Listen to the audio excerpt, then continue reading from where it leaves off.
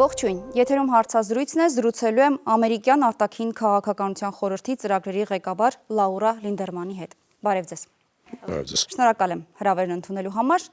Տիկին Լինդերման, դուք այս օրերին գտնվում եք Հայաստանում եւ մասնակցել եք Օրբելի 2025 համաժողովին։ Ձեր տպավորությունների մասին կուզեի խոսեիք, ինչպիսին էր այս ֆորումը եւ ինչ նշանակություն այն կարող է ունենալ տարածաշրջանային խնդիրների լուծման համատեքստում։ Շատ տպավորված էի համաժողովով, քանի լայն տիրույթ, շատ հետաքրքիր ներկայացվածություն փորձագետների ամբողջ աշխարհից եւ միաժամանակ նաեւ շատ բան իմացա Հայաստանի աշխարհագրական դիրքի, կարևոր աշխարհագրական ռազմավարական տեսանկյունների մասին, հեռանկարների, մեծապես տպավորված էի նաեւ այն լայն տիրույթով թեմաների, որոնք որ քննարկված էին Օրբելի ֆորումի շրջանակում, շատ բազմազան, շատ հետաքրքիր եւ միաժամանակ շատ յուրահատուկ հեռանկարներով լի։ Դուք գիտեք, որ ընթանում է հիմա հայ-ադրբեջանական խաղաղության գործընթացը։ 2025 թվականի օգոստոսի 8-ին ստորագրվել է հռչակագիր Հայաստանի վարչապետի, Ադրբեջանի նախագահի եւ Միացյալ Նահանգների նախագահի միջև, ըստ որի կողմերը մի շարք հիմնարար հարցերի շուրջ եկել են ընդհանուր համաձայնության, ի թիվս դրանց հարցերը վերաբերել են տարածաշրջանային ապաշրջափակմանը, սահմանների անխախտելիությանը եւ միևնույն ժամանակ տարածքային ամբողջականության փոխադարձ ճանաչմանը։ Տասնամյակների ընթացքում Հարավային Կովկասի տարածաշրջանը մշտապես բնութագրվել է հակամարտություններով, բնութագրվել է փակ սահմաններով եւ կորցրած հնարավորություններով տարածաշրջան։ Հիմա այս գործընթացներից եւ իրադարձություններից հետո կարող ենք արդյոք ասել, որ Հարավային Կովկասում խաղաղության առաջին հիմքը դրված է։ Վստահաբար։ Կարծում եմ, որ սա չափազանց կարևոր ժամանակահատված է Հարավային Կովկասի համար եւ խաղաղության այս գործընթացը պատմական է իրապես եւ չափազանց կարևոր եւ օգտակար Հայաստանի համար, ապագայի համար ես շատ լավատեսորեն եմ վերաբերում այս գործընթացին, տեսնում եմ ինչպես այն կստեղծի աշխատատեղեր եւ տնտեսական զարգացում հայերի համար, քանի որ նրանք շատ աշխատասեր են եւ տեսնում եմ, որ սա հիմք է բավականին տպավորիչ ապագայի եւ համագործակցության համար հարավկովկասյան երկրների միջև եւ Հայաստանի համար առաջ նայելով մասնավորապես հայ-ադրբեջանական խաղաղության գործընթացը կամ հետագայում արդեն վերջնական խաղաղության հաստատումից հետո Հարավային Կովկասի նշանակությունն ինչպես կփոխվի այս նոր աշխարհակարգում, նոր ձևավորվող աշխարհակարգում, նոր վերաձևակերպումների տրամաբանության ներքո, երբ նոր դերակատարներ են ի հայտ գալիս, երբ նոր ազդեցությունների եւ դերերի բաշխում է տեղի ունենում աշխարհում։ Հարավային Կովկասը չափազանց կարևոր դեր կարող է խաղալ որպես միջանցք Եվրոպայի եւ ԱՄՆ-ի համար, միջանցք, որը չի անցնում Իրանով կամ Ռուսաստանով, միջանցք, որը միավորում է Չինաստանը, Կասպից ծովին, Հարավկովկասին եւ Եվրոպային այդուհանդերձ, այսինքն կապերը Հարավային Կովկասում, հաղորդակցությունները եւ համագործակցությունը Հայաստանի, Ադրբեջանի եւ Վրաստանի միջև մոտ հեռանկարում առանցքային նշանակություն կունենան տնտեսական զարգացումների տեսանկյունից եւ այս միջանցքները իսկապես բարգավաճում կբերեն Հայաստան.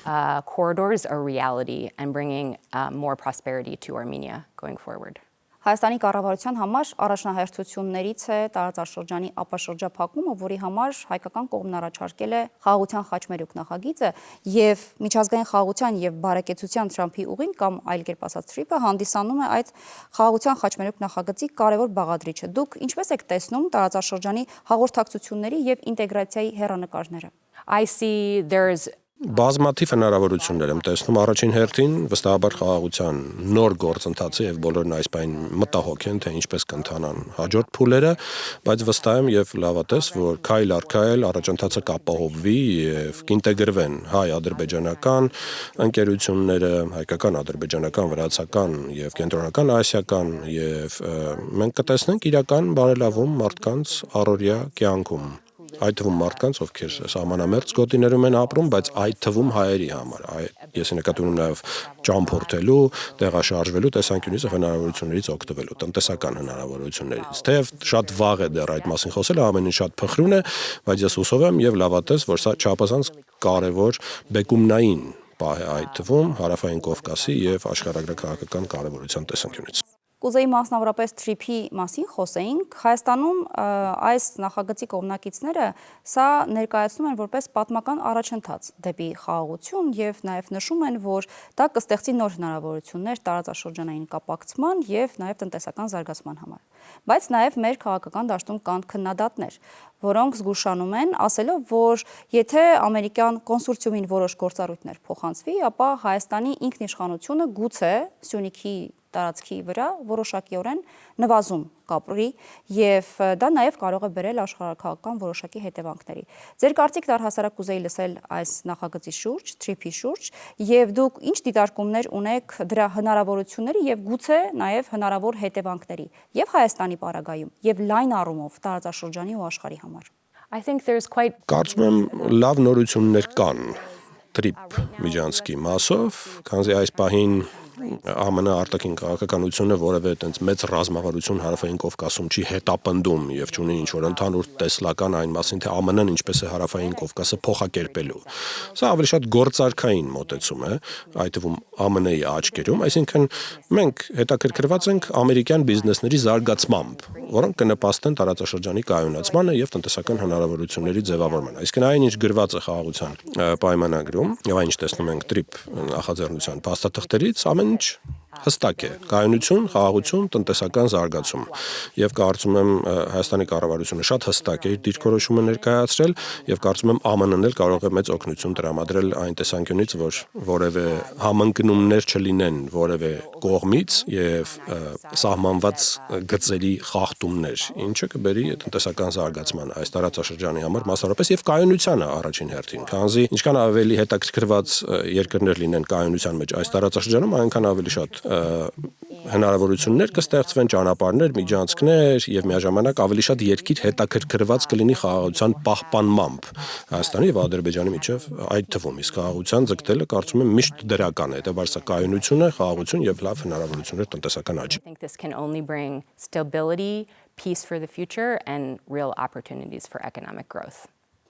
Դուք ձեր խոսքում սա անվանեցիք միջանցք, դա հասկանալի է միջազգային խոսույթում, միջանցքը լրիվ այլ տրամաբանությամբ է ընկալվում։ Մեր խոսույթում դա մի փոքր զգայուն է եւ մենք դա ուղղակի անվանում ենք ուղի, ճանապարհ, ոչ միջանցքային տրամաբանությամբ, որը պետք է լինի Հայաստանի սուվերենությունից դուրս, միջանցքի տրամաբանությամբ եթե նայենք, բայց եթե մենք սա ասում ենք, որ սա ուղի է եւ միևնույն ժամանակ արդյոք զգուշանալու կամ մտահոգությունները տեղին են այն քննադատությունների կամ այն ընդդիմադիրների, ովքեր ասում են, որ սա կարող է որոշակի նաեւ հետևանքներ ունենալ Հայաստանի համար։ Դուք դրական կողմերի մասին խոսեցիք, բայց արդյոք դա նաեւ կարող է ենթադրել հետևանքներ արդեն աշխարհակաղակական առումով։ So that's a good correction, and I should have. Շատ ճիշտ ուղում ես ճանապարհ եզրույթը պետք է օգտագործեի եւ կարծում եմ սա շատ լավ օրինակ է։ Միգուցե սեմանտիկ ինչ-որ հակափաստարկներ օգտագործվեն, այսինքն իրական առանցքային նպատակից շեղելու համար եզրութաբանական շփոթմունք առաջացնեն, ինչը կհանգեցնի խնդիրների առաջացմանը, բայց իհարկե ճանապարհը, որպես այդպեսին նպաստում է տնտեսական զարգացմանը։ Ժամանակի ընթացքում, երբ փոփոխություններ են տեղի ունենում, մարդիկ անհանգստանում են, երբ աշխարհագրական փոփոխություն է տեղի ունենում։ Նախ դեռ չի մոռացվել ցավը պատերազմից հետո տառապանքը եւ մարդիկ շատ դեր հավատեն, բայց ես հուսով եմ, որ ավելի շատ երթուղիներ, ուղիներ կկարողանան անցնել Հայաստանով եւ միայն օգուտ կբերեն Հայաստանին։ Ինչքան ավելի շատ երկիր դա անի, այնքան ավելի հետաքրքրված կլինի Հայաստանի ինքնիշխանությամբ։ And the routes that are going through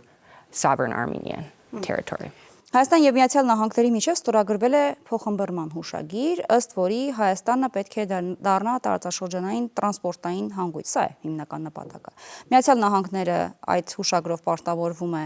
ներդրումներ կատարել Հայաստանի ենթակառուցվածքներում եւ սահմանային անվտանգության բարելավել մաքսային եւ սահմանային կառավարման կարողություններ եւ խթանել նաեւ մասնավոր հատվածի մասնակցությունն այդ ամենին։ Դուք այս ամենի մեջ ինչ դիտարկումներ ունեք հայ-ամերիկյան հարաբերությունների ավելի սերտացման համատեքստում։ So it's my understanding, of course. Իհարկե ես ԱՄՆ կառավարության ներկայացուցիչ չեմ, ես անկախ վերլուծական կենտրոն եմ ներկայացնում, բայց իմ ընկալմամբ ԱՄՆ պաշտոնյաների հետ խոսելուց հետո հարաբերությունները շատ դրականորեն զարգանում են, բաց հաղորդակցություն կա Հայաստանի կառավարության եւ ԱՄՆ կառավարության միջև, ամեն ինչ արվում է, որ հայերի շահերը ներկայացված լինեն բոլոր շերտերում այս համագործակցության, ըստ ներդրումային հանգույցների եւ երթուղիների վերաբերող եւ կարծում եմ հաղորդակցությունը որպես այդպեսին շատ ակնհայտ է, տեսանելի եւ հաճախ եւ իմ ընկալմամբ բավականին լավ ընթանում է երկու կողմերից։ It's going quite well from both sides. Եթե իհարկե ընթացքում հետևել եք հայ-ամերիկյան հարաբերությունների զարգացման տեմպին, այսօր ինչ կարող ենք ասել, այն ինչպիսի փուլում է գտնվում։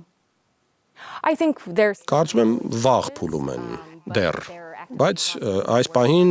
ակտիվ քննարկումներ են տեղի ունենում, կնքվում են փոխհամաձայնության հուշագրեր եւ 24 թվականի վերջին ԱՄՆ-ն եւ Հայաստանը ստորագրեցին ռազմավարական գործընկերության համաձայնագիր, բազմաթիվ մեխանիզմներ կան, որոնց միջոցով երկու կառավարությունները կարող են համագործակցել եւ եթե ճիշտ եմ հասկանում, այդ համագործակցությունը բավականին հաճախակի է եւ ամեն ինչ լավ է, բայց դեռ շատ վաղ փուլում։ Ես կասեի նաեւ, որ Հայաստանի կառավարությունը բավականին հետաքրքրված է եւ լավ հասկանում է այս պատմական հնարավորությունից օգտվելու կարեւորությունը խաղաղության կերտման ու պահպանման տեսանկյունից եւ հուսով եմ նաեւ, որ բոլոր համապատասխան գործողությունները չափազանց արագորեն կիրականացվեն, որպեսզի ավելի մեծ օգուտ բերեն տեղերում աշխատողներին, ավելի շուտ, ավելի լավ, քանզի մենք էլ հակված ենք ավելի բարգավաճ Հայաստան տեսնելու Հայաստանի համար։ for Armenia. Դուք ձեր խոսքում հիշատակեցիք Միացյալ Նահանգներ Հայաստան ռազմավարական գործընկերության համաձայնագրի մասին։ Սա ինչ կերպ կանդրադառնա դրական առումով հայ-ամերիկյան հարաբերությունների վրա։ It's a clear mechanism. Սա շատ հստակ մեխանիզմ է, որի շրջանակում երկու կառավարությունները կարող են համագործակցել, հանդիպել, քննարկել համագործակցության նոր ճանապարհներ, նոր ուղղություններ, ինչպես գիտեք, ԱՄՆ կառավարությունը բազմաթիվ տարբեր հարթակներ ունի փոխգործակցության եւ կարող է շատ ավելի լայն տիրույթում այդ համագործակցությունն իրականացնել։ Եվ ընդհանուր առմամբ դա շատ ավելի օգտակար մոտեցում է, քան զուտ կառավարությունների միջև շփումը, զուտ որպեսզի բոլորս լինենք նույն ուղղության վրա։ And moving forward together. Տիկին Լանդերման, դուք գիտեք, որ մենք շատ զգայուն տարածաշրջանում ենք գտնվում, հաշվի առնելով մեր երկու կողմից ապաշրջափակված լինելը եւ նաեւ Ռուսաստանի հետ հարաբերությունները, որոնք ռազմաքաղաքական են, միևնույն ժամանակ Հայաստանը երբ հայտարարում է, որ դիվերսիֆիկացիայի քաղաքականություն է վարում, որ բոլոր հնարավոր ուղղություններով պիտի իր հարաբերությունները զարգացնի, այնուամենայնիվ հաշվի առնելով այդ հարցի զգայունությունը եւ նաեւ Ռուսաստանի հետ հարաբերություններում ունեցած վերջին որոշակի լարվածությունները, երբեմն մեր քաղաքական հասարակական դաշտում քննարկումներ կան, որ եթե Հայաստանը ավելի շատ է խորացնում հարաբերությունները հավաքական արևմուտքի եւ մասնավորապես Միացյալ Նահանգների հետ, դա որոշակի խնդիրներ կամ անհասկացվածություններ կարող է առաջացնել արդեն Ռուսաստանի հետ հարաբերություններում։ Գումարած նաև Իրանի գործոնն ունենք, որ ելի որոշակի գործընթացներից հետո նշվում էր, որ Իրանը կարող է այնքան էլ բարյաց կամ չլինել մեր նկատմամբ կամ ընդհանուր գործընթացի տրամաբանության նկատմամբ այն համատեքստում, որ Հայաստան-Միացյալ Նահանգներ հարաբերությունները շատ ավելի բարձր մակարդակի վրա կարող են բարձրանալ։ Հիմա այս ամենի ֆոնին ձեր կարծիքով հայ-ամերիկյան հարաբերությունները որքանով կարող են որոշակիորեն խոչընդոտներ եւ խնդիրներ առաջացնել հայ-իրանական հասկացվածության մեջ եւ նաեւ հայ-ռուսական հարաբերությունների մեջ, եթե իհարկե դրանք իրականում առկա են, գոյություն ունեն հողի վրա։ Yeah, I think Armenia's Կարծում եմ Հայաստանը շատ խելացիորեն, ռազմավարականորեն օգտվում է իր աշխարհագրական դիրքից, որպես ռազմավարական ակտիվ, եթե ուշադրություն դարձնեք Կենտրոնական Ասիային օրինակ։ Կենտրոնական Ասիայի երկրները բավականին լավ կարողացել են օգտվել աշխարհագրական կարողություններից, այսինքն գործել են բավականին մեծ տիրույթում հարևան երկրների, այդ թվում Չինաստանի եւ Ռուսաստանի։ Ես տեսնում եմ, որ Հայաստանի կառավարությունը նույնպես բավականին ռազմավարականորեն է մոտենում այս հարցին, այսինքն չի դադարեցնում կտրուկ իր շփումները հարևան երկրների հետ եւ թույլ տալիս նաեւ այլընտրանքային ճանապարհներ, այդ թվում նաեւ ենթակառուցվածքի տեսանկյունից, որ կարող են Հայաստանով անցնել։ Սրանք ռազմավարական ակտիվներ են, որոնք կարող են նպաստել Հայաստան բերելուն այդպիսի ներդրումներ, ճանապարհներ, արևելքից արևմուտք, հարավից հյուսիս, այդ թվում Իրանի միջոցով եւ կարծում եմ սրանք լավ հնարավորություններ են, որ Հայաստանը պետք է շարունակի դիտարկել եւ քննարկել։ Կարծում եմ ԱՄՆ-ն շատ լավ հասկանում է, որ Հայաստանն ունի հարևաններ եւ նրանցից մեկն Իրանն է եւ շատ բնական է, որ ԱՄՆ-ում հասկանում են, որ Հայաստանը պետք է հարաբերություններ ունենա իր հարևանների հետ։ Կարծում եմ ռազմավարական աշխարհագրական դիրքը Հայաստանի օգտագործելով որպես դարպաս դեպի մեծ աշխարհամասեր, շատ խելացի մոտեցում է։ Կառավարությունը այս մոտեցումը վստահաբար որդեգրել է եւ կարողանում է հավասարակշռություն պահել հարաբերությունների միջև, այդ թվում իր հարևանների հետ եւ բաց շփում։ quite smart how the government is proceeding in this way to really balance all relations with its neighbors and maintain quite open communication and possibilities. Տարբեր են կարծիքները 2020 թվականի պատերազմից հետո Ռուսաստանի դերի, Հարավային Կովկասում Ռուսաստանի դերի, հավաքական արևմուտքի եւ մասնավորապես Միացյալ Նահանգների հետաքրքրությունների, շահերի եւ ներգրավվածության վերաբերյալ։ Օրինակ, ոմանք կարծում են, որ Ռուսաստանի ազդեցությունը Հարավային Կովկասում այդ պատերազմից հետո շարունակաբար նվազում է եւ Ռուսաստան ուղղակի ժամանակ չունի հաշվի առնելով իր իրադրությունը ներկայում, ժամանակ չունի Հարավային Կովկասի խնդիրների վրա ավելի լայն ուշադրություն սևեռելու, բայց նաեւ դրան զուգահեռ ասվում է, որ եթե նույնիսկ ռուս-ուկրաինական պատերազմը ի վերջո ավարտվի, հակամարտությունը կարգավորվի, կրկին Հարավային Կովկասում Ռուսաստանի ազդեցությունը գուցե նույն չափով չբարձրանա, ինչ եղել է նախկինում։ Եվ սրան զուգահեռ նաև լինում են կարծիքներ, ելի մեր քաղաքական, հասարակական, փորձագիտական դաշտում, որ Միացյալ Նահանգները չի ունեցել, չունի հիմա եւ միգուցե ապագայում էլ չունենա այնպիսի հետաքրքրվածություն, որ կարողանա մշակել ռազմավարություն ու քաղաքականություն այս տարածաշրջանի համար։ Հետևաբար նաեւ նշվում է, որ Միացյալ Նահանգների շահերի կենտրոնը նաեւ այստեղ չէ, հաշվի առնելով մի շարք հանգամանքներ։ Ձեր եւ նաեւ այդ ամենի համատեքստում համագումարում իրենք ասում են, որ դա նշանակում է, որ եթե Ռուսաստանի ազդեցությունը նվազում է Հարավային Կովկասում, մասնավորապես Հայաստանում, ապա դա լինելու է ի հաշիվ Թուրքիայի ազդեցության ավելացման։ Ձեր դիտարկումը կուզեի այս առումով հասկանալ եւ նաեւ արդյոք վերլուծություն արել եք, թե այս նոր աշխարհակարգի նոր դերակատարների հայտ գալուն զուգահեռ ինչպիսի վերաձևումներ տեղի կունենան արդեն Հարավային Կովկասում ազդեցությունների եւ դերաբաշխումների հետ կապված։ Yeah, it's a really good question and quite important. Շատ լավ հարց է, բավականին կարևոր։ Ես նախ կհամաձայնեմ այն կետի հետ, որ այո, ռուսական ազդեցությունը նվազում է, ավելի քիչ ուշադրություն են դարձնում Հարավային Կովկասին, ինչպես տեսակ ձեր սեփական շատ ցավոտ պատմական էջերից, երբ դաշնակից Ռուսաստանը սկզբունքորեն հաշտության պահին, կարիքի պահին աջակցություն չտրամադրեց։ Եվ իհարկե, հարևանները մնում են հարևաններ, եւ դա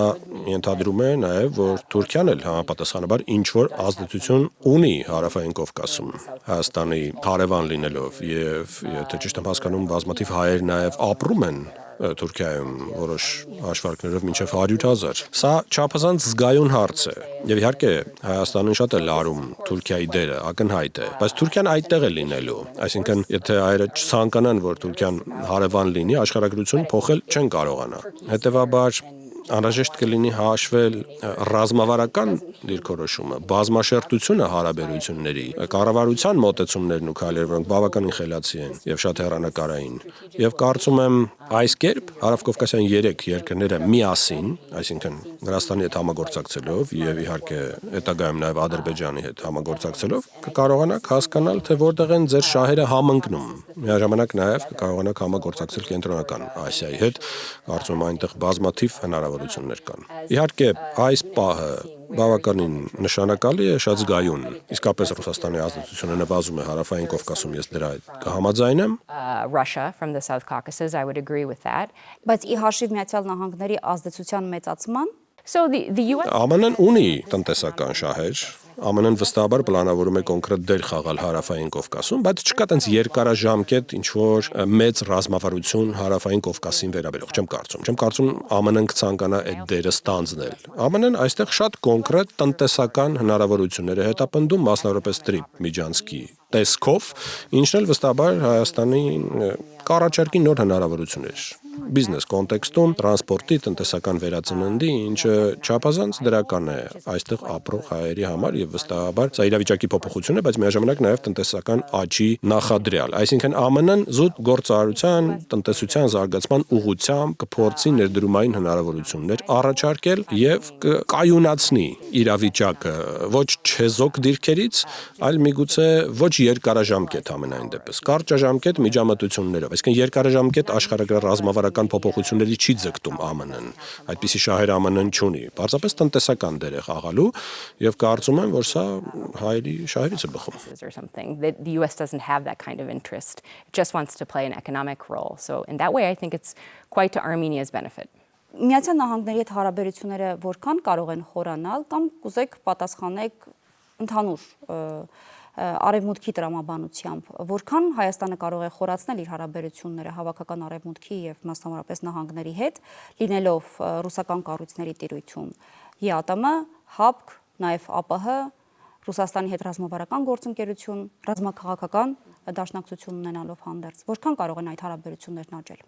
Of course, this is up for Դա նախ հայ ժողովուրդը պետք է որոշի, Հայաստանի կառավարությունը նաև, բայց ինչպես է ցանկանում Հայաստանը զարգացնել հարաբերությունները արևմուտքի հետ, ԱՄՆ-ի, Եվրամիության, Հայաստանի որոշելիքն է եւ ընդհանրապես Հայաստանը պետք է ցույց տա իր հետաքրքրվածությունը գործընկերական հարաբերությունների խորացման նկատմամբ։ Եթե կան պրակտիկ քայլեր, որոնք օգտակար են Հայաստանի կառավարության համար, ապա ԱՄՆ-ն միայն կարող է բաց կերպով շատ շոշափելի իրական գործողություններ իրականացնել համատեղ Հայաստանի հետ, առանց կրկին որևէ երկարաժամկետ ռազմավարական ինչ-որ ծրագրերի նախաձեռնման իրականացման։ Բավականին լավ պահ է, որ Հայաստանը ԱՄՆ-ի հետ խորացնի իր հարաբերությունները եւ բազմաթիվ հնարավորություններ կան քննարկումների եւ ընդհանուր շահերի բացահայտման։ a lot of room for discussion and finding mutual areas of beneficial cooperation. Ես արդյոք ճիշտ հասկացա ձեր այն խոսքից, որ Միացյալ Նահանգները շատ կարճաժամկետ ժամանակահատվածով կարող է այստեղ ներգրավվածություն ունենալ խաղաղության հաստատման միգուցե, որովհետև բուն շահերի կենտրոնը Միացյալ Նահանգների չի գտնվում ոչ Հայաստանում, ոչ էլ Հարավային Կովկասում։ Մեզ մոտ օրինակ կան երբեմն քննարկումներ այն մասին, որ դրանով հանդերձ որ Միացյալ Նահանգներն այստեղ շահեր չունի, այդ շահերն ունի Թուրքիան եւ որպես ՆԱՏՕ անդամ երկիր եւ նաեւ Միացյալ Նահանգներին որպես դաշնակից Թուրքիան այստեղ կարող է իր ազդեցությունը ընդլայնել ի հաշիվ Ռուսաստանի հեռացման։ Արդյոք դա այդպես է, եթե Միացյալ Նահանգները երկարաժամկետ առումով չունի նպատակադրումներ ու շահեր Հարավային Կովկասի հետ կապված։ Արդյոք Միացյալ Նահանգների փոխարեն, եթե Ռուսաստանը դուրս է մղվում այստեղից իր ազդեցությամբ, Թուրքիան է վերցնելու եւ լրացնելու այդ դաշտը։ So it's a great question. Շատ լավ հարց է։ Եթե անձնական կարծիքս եք հարցնում, կարող եմ ասել այո, ԱՄՆ-ի շահերը երկարաժամկետ չեն եւ թեև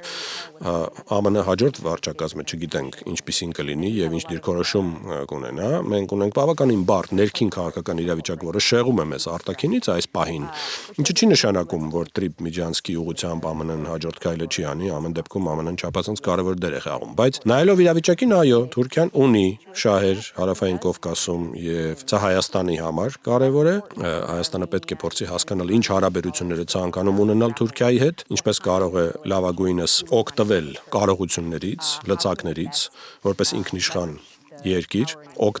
օգտագործելով Թուրքիայի առաջարկածը իր օգտին, սա վստահաբար մեծ մարտահրավեր է հայ գիտնականների եւ վերլուծաբանների եւ պաշտոնյաների համար, որպեսզի հասկանան, թե որն է լավագույն ձևը Թուրքիայի հետ շփումը շարունակելու։ Officials to try to grapple with and figure out how best to engage with Turkey going forward. Ամփոփում ենք զրույցը։ Հայաստանի կառավարությունն ասում է, որ հայ-թուրքական սահմանի բացման հարցը ժամանակի մեջ է։ Եվ նաև կան որոշակի խոսակցություններ տվյալներ, որ միգուցե 2026 թվականին, միգուցե նաև հունվար ամսին արդեն